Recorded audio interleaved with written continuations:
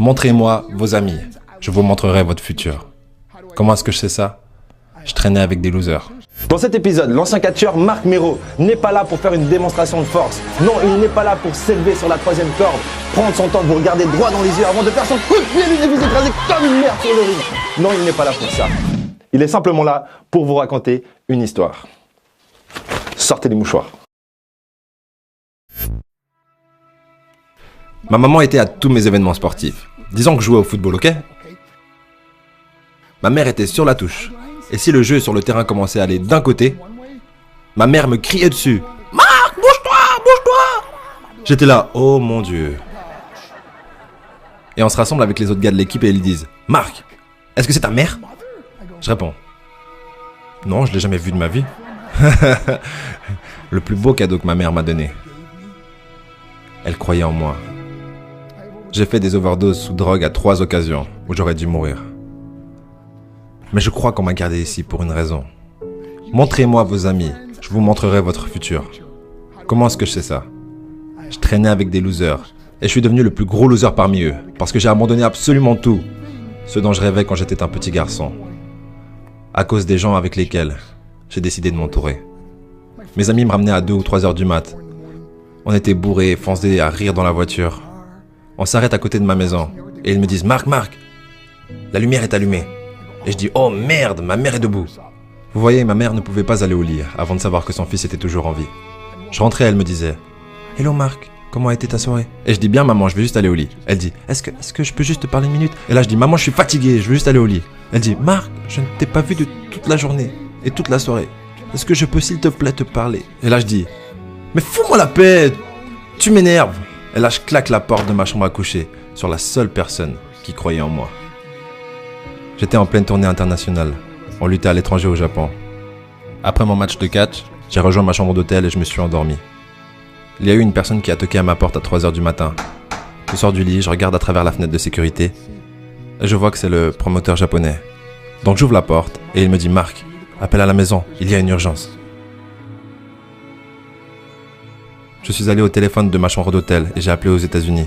« Hey, comment ça va ?» Il a dit « Marc, je ne sais pas comment te dire ça. » J'ai dit « Dis-moi simplement ce qui s'est passé. » Et d'un coup, il commence à pleurer et dit « Marc, je ne peux pas te le dire. » Je lui dis « Dis-le. » Il a dit « Marc, ta mère est morte. » J'ai posé le téléphone, j'ai couru pour sortir de ma chambre d'hôtel. J'ai pris l'ascenseur jusqu'à l'entrée. Et quand les portes sont ouvertes, j'ai juste couru dans la rue. Je veux dire, il n'y avait pas de voiture, il n'y avait pas de gens, c'était 3 heures du matin. Et je marchais au milieu de la rue, à Hiroshima, au Japon. Et je me rappelle regarder en l'air en disant « Maman, je suis tellement désolé. » J'ai pris l'avion pour ses funérailles.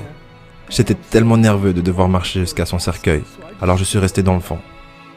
Et je continuais à regarder à distance, et je n'arrêtais pas de penser « Maman, s'il te plaît, réveille-toi. S'il te plaît, lève-toi. » Et j'ai finalement eu le courage de marcher jusqu'à elle.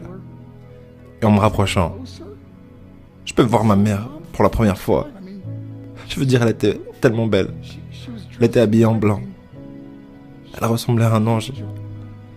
Je me suis juste tenu en dessus d'elle. J'ai dit « Maman, tu es mon héros.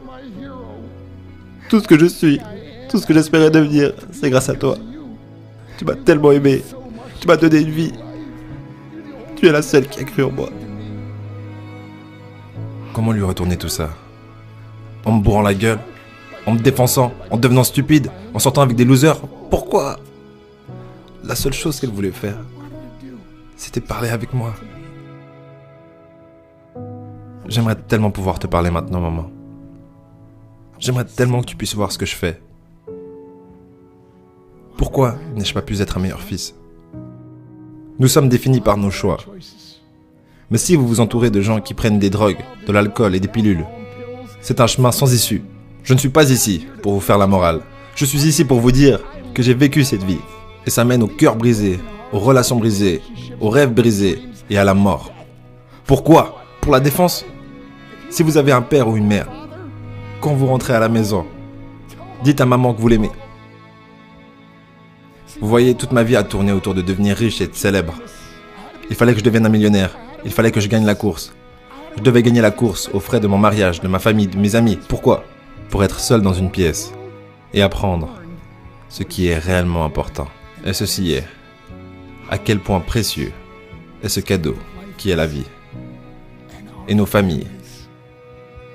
Et à quelle vitesse cela peut nous être pris. Vous savez, je ne vis plus le temps. Je vis les moments.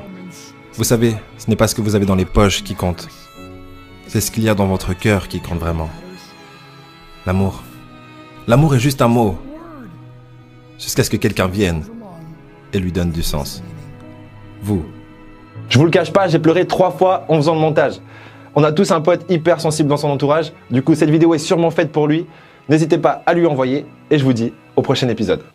Si vous ne savez pas où vous allez ou que vous ne connaissez pas votre cible, vous n'y arriverez jamais. La vérité. Travaillez dur, dormez moins.